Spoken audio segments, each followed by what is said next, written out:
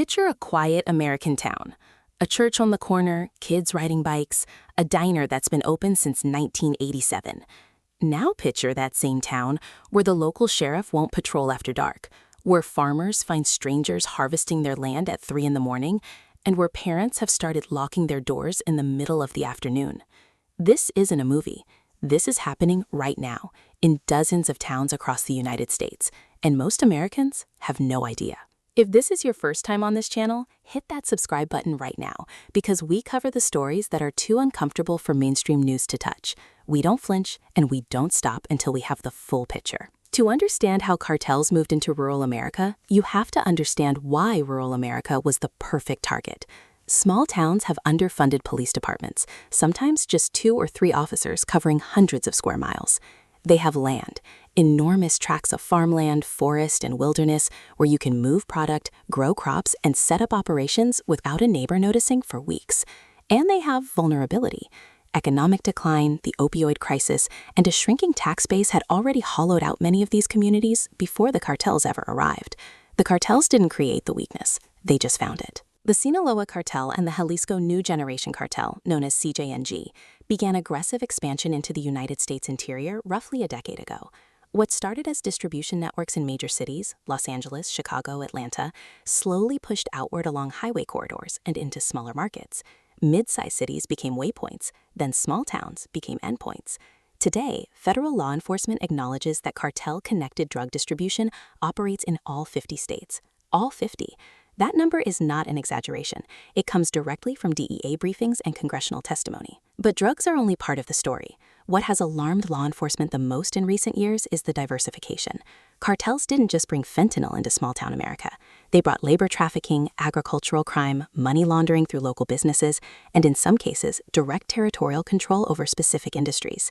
In the mountains of southern Oregon and northern California, illicit cannabis grows, many connected to cartel financing, took over thousands of acres of legal and illegal land.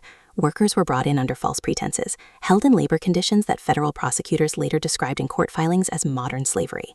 Local law enforcement arriving at these sites found armed guards, booby traps, and workers too afraid to speak. In North Carolina, Tennessee, and Georgia, investigators began noticing cartel fingerprints in the methamphetamine supply chain, not just at the street level, but embedded in local distribution hierarchies that had in some cases existed for generations.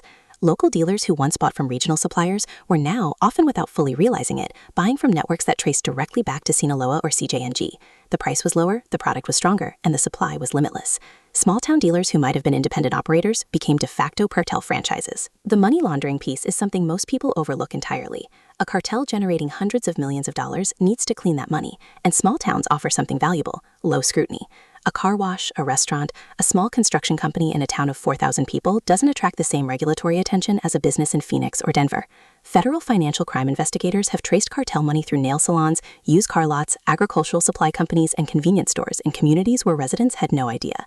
The business that employed your neighbor might have been a financial vessel for one of the most violent criminal organizations on the planet. That's not conspiracy theory.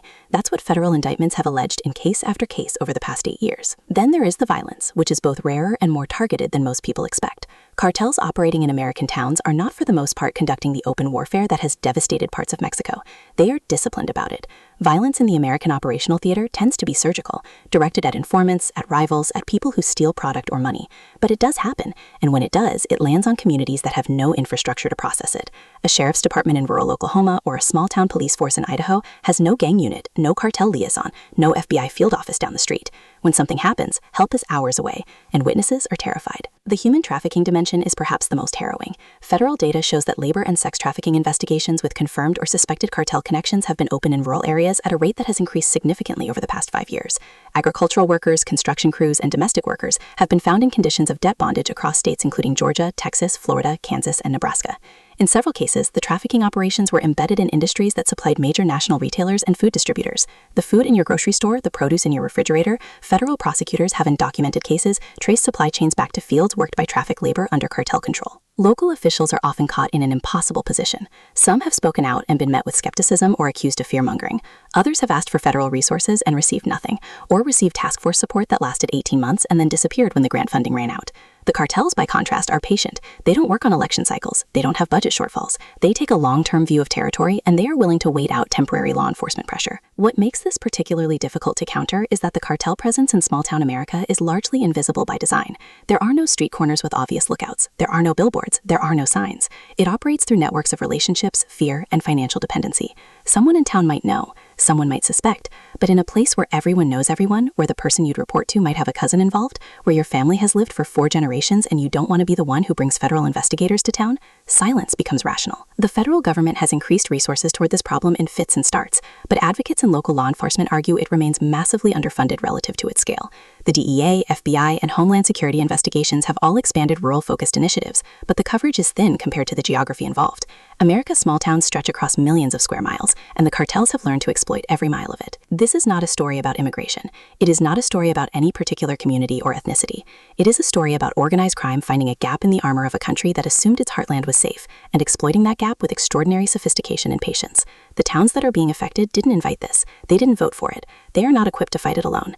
And for too long, the rest of the country has not been paying attention. Now you are. Share this video with someone who needs to see it, and make sure you're subscribed so you don't miss what we cover next.